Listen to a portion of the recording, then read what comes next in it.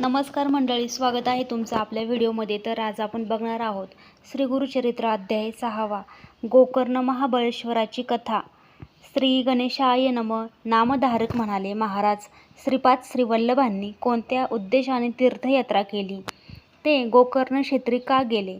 सिद्ध म्हणाले, शिष्योत्तम दत्तात्रेयांचा श्रीपाद अवतार भक्तांना उपदेश करून त्यांना आध्यात्मिक दीक्षा देऊन त्यांचा उद्धार करण्यासाठीच झाला होता. तीर्थक्षेत्र ही आध्यात्मिक केंद्रेच असतात. अशा पवित्र ठिकाणी उपदेश केल्याने व दीक्षा दिल्याने अधिक चांगला प्रभाव पडतो. म्हणून श्रीपाद श्रीवल्लभ लोककल्याणातीर्थ तीर्थयात्रा करत होते. तीर्थे अनेक असली तरी गोकर्ण क्षेत्राचे महात्म्य अत्यंत थोर आहे. तिथे भगवान शंकर आत्मलिंग रूपाने नित्य अधिष्ठित आहेत. ते शिवभक्तांचे एकत्रित पीठ असल्यामुळे जास्त पवित्र आहे. ते जीवाला शिवत्वाकडे नेणारे अतिप्राचीन स्थान आहे. येथील शिवलिंग महाबळेश्वर नावाने प्रख्यात असून गणपतींनी स्वहस्ते त्यांची प्रतिष्ठापना केली आहे.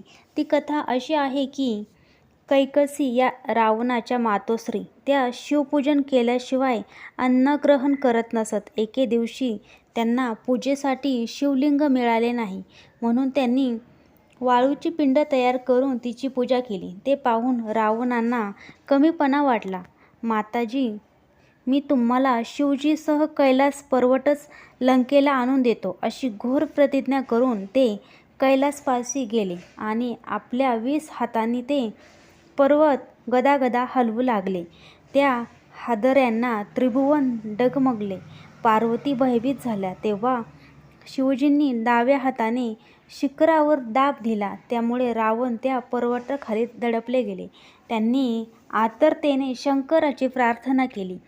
ते शिवभक्त असल्याने भोळ्या शिवप्रभूंना दया आली. त्यांनी डाव्या हाताचा दाब काढून घेताच दशाननांची सुटका झाली. तेव्हा जीवदान मिळालेल्या रावणांनी आत्यंतिक समर्पित भावनाने आपले मस्तक छेदले. आपल्याच आतड्यांची दोरी वळली. ती त्या मस्तकाला जोडून एक तंतुवाद्य तयार केले आणि त्यांच्या साथीने 36 रागिण्यांमध्ये सुस्वर गायन केले. त्यांचा भक्तिभाव पाहून प्रसन्न झालेल्या शिवजींनी त्यांना वर मागण्यास सांगितले. त्यांनी मातोश्रीसाठी कैलास पर्वत मागितला. तेव्हा ते म्हणाले, माझ्या पूजेसाठी मी तुम्हाला माझे आत्मलिंग देतो. ते माझा प्राण आहे. त्यांनी त्यांना स्वतःचे आत्मलिंग दिले व म्हणाले, हे लंकेत घेऊन जा. याची 3 वर्षे पूजा करा. त्यामुळे तुम्ही ईश्वर स्वरूप व्हाल. मात्र मार्गाने जाता हे दिव्य लिंग कुठेही भूमीवर ठेवू नका. शिवजींचे आत्मलिंग प्राप्त झाले म्हणून रावणांना खूप आनंद झाला होता.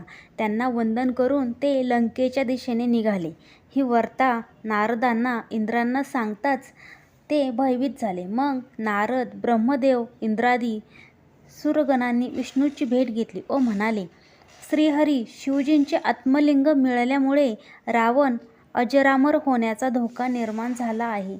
आता तुम्हीच काहीतरी उपाय करा, नाहीतर सृष्टीचा नाश अटळ आहे. तेव्हा श्रीविष्णूंनी शंकरांना गाठले व रावणांना आत्मलिंग देऊन किती वेळ झाला ते विचारून घेतले.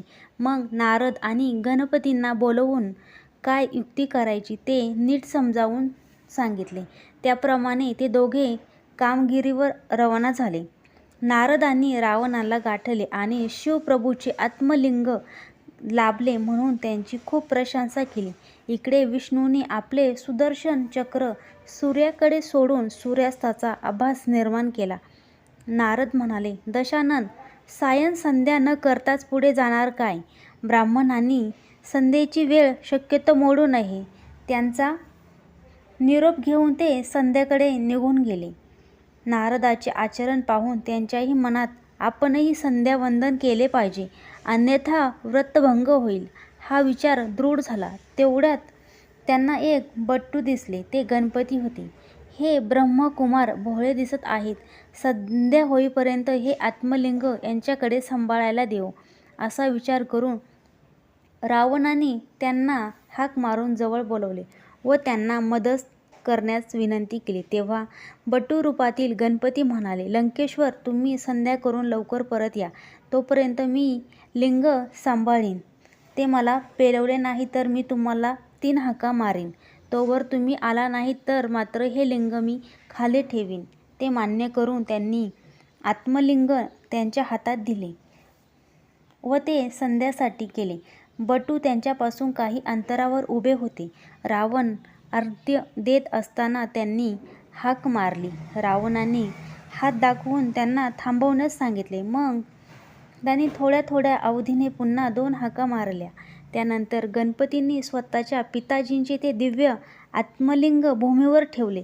भूमी स्पर्श होताच ते अगदी घट्ट बसले. तेव्हा देवाने त्यांच्यावर आनंदाने पुष्पवृष्टी केली. संध्या आटोपून रावण त्वरेने धावले, पण तोपर्यंत खूप उशीर झाला होता. ते लिंग उपटण्यासाठी त्यांनी प्रचंड जोर लावल्यामुळे त्या लिंगाला पीळ पडून ते गायीच्या कानाच्या आकृतीसारखे झाले, पण बाहेर आले नाही. महाबली शिवप्रभू लिंगरूपाने तिथेच दृढ राहिले. तेव्हापासून ते शिवलिंग गोकर्ण महाबळेश्वर म्हणून प्रख्यात झाले.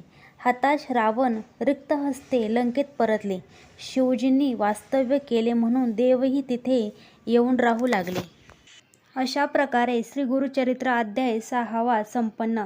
श्री स्वामी समर्थ. अवधूत चिंतन. श्री गुरुदेव दत्त.